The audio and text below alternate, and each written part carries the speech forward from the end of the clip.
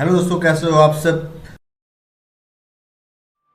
क्या आपने सोचा है जब लाइट किसी मेटल सरफेस पर पड़ती है, वक्त है एक ऐसे एक्सपेरिमेंट का जिसने फिजिक्स को बदल दिया।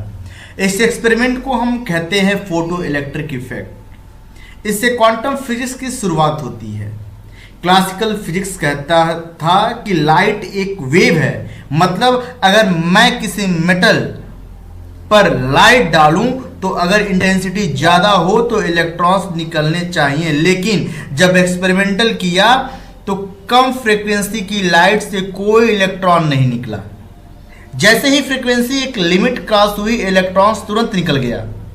यहां क्लासिकल थ्योरी फेल हो गई। आइंस्टीन ने प्लैंक्स के क्वांटम हाइपोथेसिस को अप्लाई किया। उन्होंने कहा कि लाइट वेव नहीं बल्कि डिस्क्रीट पैकेट्स फोटॉन के रूप में आती है। एक फोटॉन की एनर्जी होती है hν। जब ये फोटॉन किसी मेटल के सरफेस पर गिरा है तो इलेक्ट्रॉन को एनर्जी देता है। अगर फोटॉन की energy greater than equal to work function की हो जाए तब इलेक्ट्रॉन बाहर निकल आता है। इसका इक्वेशन होता है, आपके स्क्रीन पे दिख रहा है कि hν equal to half mv²। यहां जो फाई है वो मिनिमम एनर्जी है जो इलेक्ट्रॉन को इफेक्ट करने के लिए चाहिए।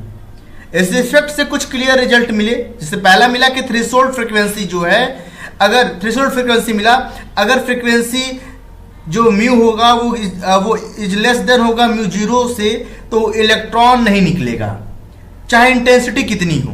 दूसरा ये देखने को मिला कि इंस्टेंट इमिशन क्या होता है, कि फ्रीक्वेंसी अगर म्यू जो है वो अगर is greater than equal to mu 0 से है होने पर इमिशन तुरंत होता है।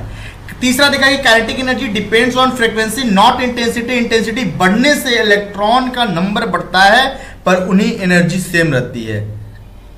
ये सभी बातें क्लासिकल थ्योरी एक्सप्लेन नहीं कर पाई, पर क्वांटम थ्योरी ने इन्हें समझाया। अब आप सोच रहे होंगे कि इसका कनेक्शन क्वांटम नंबर से क्या है। जब फोटॉन इलेक्ट्रॉन को एक्साइट करता है तब इलेक्ट्रॉन अपने क्वांटम स्टेट को चेंज करता है। इलेक्ट्रॉन ग्राउंड स्टेट में होता है जो क्वांटम नंबर से डिफाइन होता है।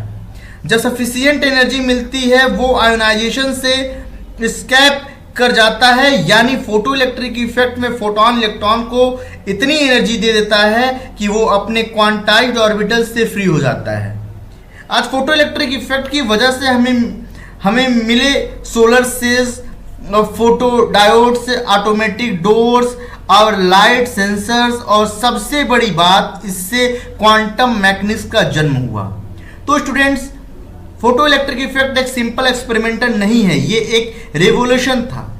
ये हमें बताता है कि दुनिया को समझने के लिए नया रूल्स चाहिए, और वही रूल्स है क्वांटम थ्योरी के।